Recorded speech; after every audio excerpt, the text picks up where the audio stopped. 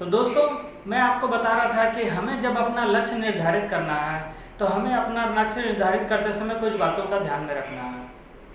अंग्रेजी में बोला गया है कि हमें अपना गोल निर्धारित करना है स्मार्ट। स्मार्ट यहाँ पे एस से स्पेसिफिक हो गया, एम से मेजरेबल हो गया, ए से अचीवेबल हो गया, आर से रियलिस्टिक या रिलेवेंट हो गया और टी से टाइम बाउंड हो गया। मैं इसमें 2 वर्ड और ऐड करना चाहूँगा दोस्तों।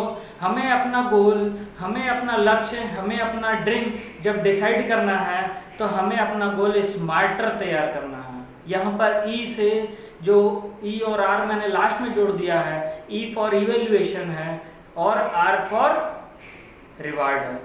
तो स्टार्ट करते हैं। अच्छा दोस्तों, हमें अपना सबसे पहले तो मैं आपको बताऊंगा कि हमें स्मार्टर गोल क्यों तैयार करना है। क्योंकि दोस्तों, अगर हम अपना गोल स्मार्टर नहीं बनाएंगे तो उसमें वो मोटिवेशन नहीं आएगा, वो पावर नहीं आएगा, वो एक फीलिंग नहीं आएगी, इमोशंस नहीं आएंगे।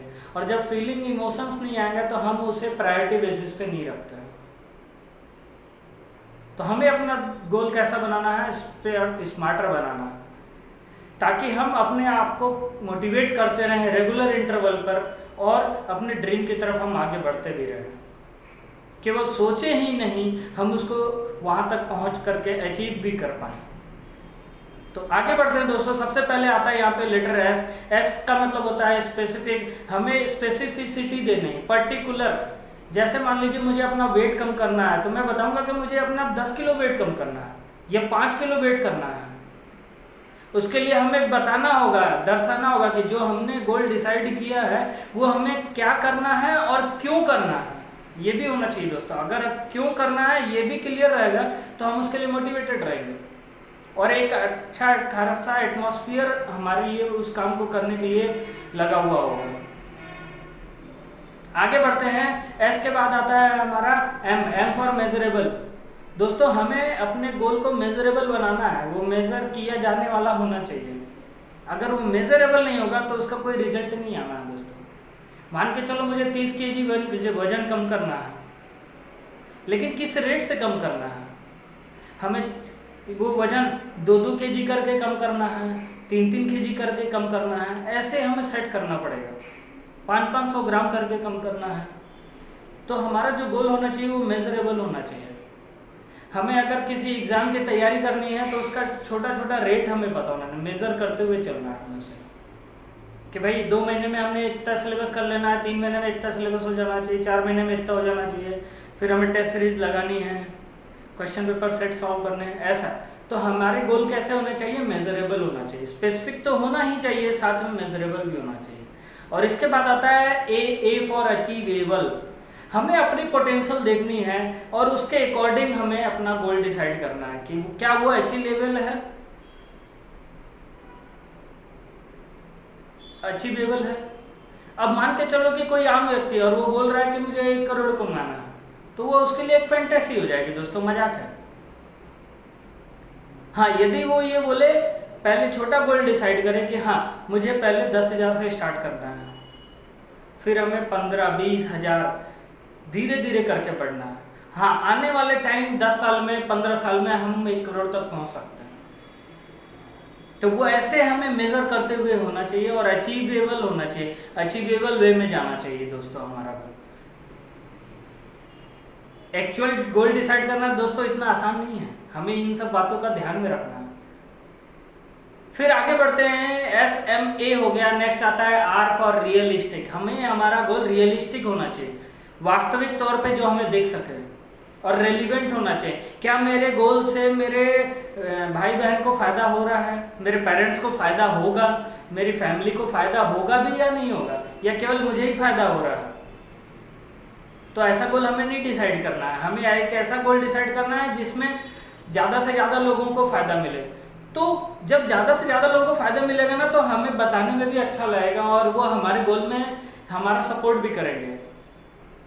याद करो दोस्तों, जब एक लेडी प्रेग्नेंट होती है तो पूरा माहौल लग जाता है। उसके ससुराल पक्ष वाले, मायके पक्ष वाले, सोसाइटी वाले सभी उसको अच्छा बोलते हैं कि नहीं भाई ये मत खाना बेटा, ये पी ले, ये खा ले, ये मत खाना, ऐसे खाना है, ऐसे रहना है, ये एक्टिविटीज़ करनी है। पूरी एक कायनात लग जाती है उसको बच्चा पैदा कराने के लिए। एक, जबकि उसको पता है कि इसमें बहुत सारे कष्ट आएंगे, 9 महीने तक उसे कष्ट झेलना है, लेकिन वो कष्ट को इग्नोर करके उसको कैसे मिनिमाइज किया जा सकता है, और वो फाइनल एंडिंग पे ध्यान देते हैं कि नहीं बच्चा हो जाएगा तो फिर हमें वहाँ पे ये ध्यान में रखना। तो उसकी खुशियों के लिए हम इतना सेक्रीफाइस करते हैं, इतने कंप्रोमाइजेस करते हैं। फिर दोस्तों हमारा गोल क्या होना चाहिए? टाइम बाउंड होना चाहिए। अगर हमारा गोल टाइम बाउंड नहीं हुआ तो दिक्कत है दोस्तों।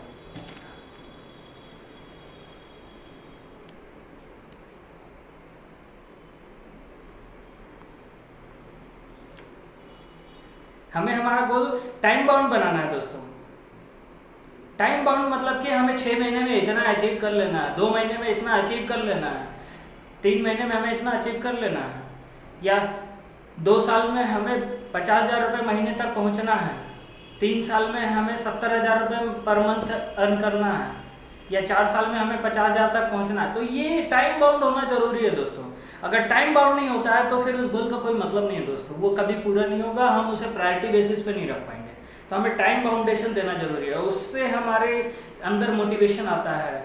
जब हम से देखा दोस्तों आप लोगों ने कि हमें अपना गोल कैसे डिसाइड करना चाहिए, क्या किन किन बातों का हमें ध्यान देना चाहिए जब हम अपना गोल डिसाइड कर रहे हो।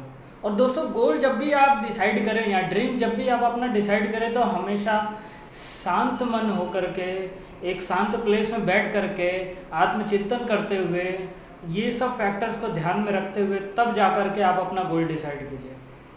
कभी भी पब्लिक प्लेस पे या कहीं बाहर बैठ करके या कहीं किसी सिचुएशन में इमोशंस में आकर के नहीं आपको डिसाइड करना है। हमेशा आपको एकांत में रह करके उससे शॉर्ट टर्म लॉन्ग टर्म्स जो भी बेनिफिट्स होने वाले हैं खुद को और अपने आसपास के सराउंडिंग के लोगों को, वो सभी चीज़ें हमें ध्यान में रखते हुए अपने ड्रीम बनाने हैं।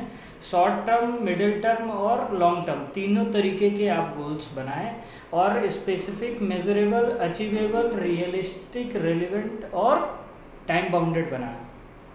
और स्मार्ट के बाद दोस्तों मैंने 2 वर्ड जोड़ा था, E for evaluation and R for reward.